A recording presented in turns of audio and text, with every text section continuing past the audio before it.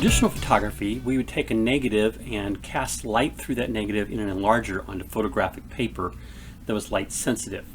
And to make an area lighter, we could introduce a card or a shape on a stick to dodge the area of the paper, where we would reduce the amount of light hitting that paper. And since it's an opposite or a negative, it would create a lighter area on that part of the photosensitive paper. Contrast to that, we can also burn the light sensitive paper with a piece of cardboard that has a hole in it, and we can make that area where the light's hitting that hole become darker. So that's the dodge and burn in traditional photography. Photoshop obviously was built early on with much of the techniques used in the darkroom. So dodge makes things lighter, burn makes areas darker. Ansel Adams is one of the best known landscape photographers in the world and would take pictures in the national parks, especially in Yosemite, and he used dodge and burn to great effect to make his images much more vivid and add a lot of contrast and bring out detail. Our last grouping of painting tools in Photoshop are the exposure tools of dodge, burn, and sponge. So we talked about dodge and burn. Sponge allows us to basically extract the color and make it towards a black and white image by desaturating the color. We can also use the sponge tool to saturate and make the color more vivid. So I'm going to use those three tools on this image. I'm going to start with the dodge tool.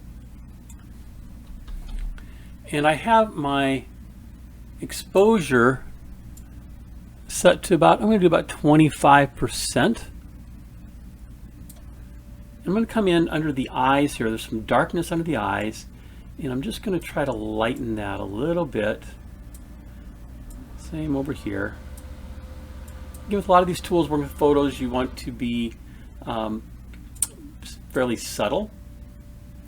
And I'm going to make this area over here just a little bit lighter, and maybe the area underneath the chin.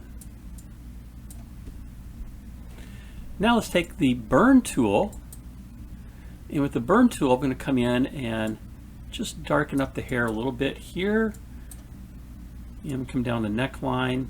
There might be a little more of a shadow cast from her face, depending on the light, and then just a little bit up here, just making it slightly darker. Before, after. So we're basically drawing a little more exposure onto the face. Now let's see what the sponge tool can do for us. I've got a very large sponge tool here, and I'm going to set it high. Let's just do all the way up to 100%. And I'm going to come into the background and begin to get rid of the color in the background.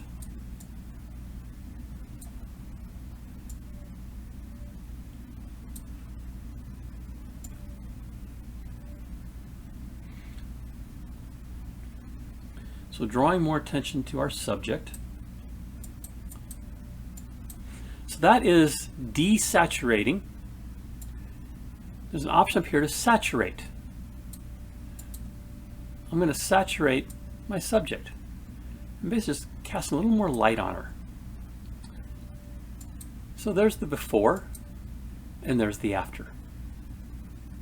So just to summarize, the dodge tool makes areas lighter, the burn tool makes areas darker, and the sponge tool can be used to extract the color or make it more vivid. If you'd like to see more videos in the Photoshop Practicum playlist, click the title at the bottom. If you'd like to be alerted to new videos, please click my photo in the top right to subscribe to the channel.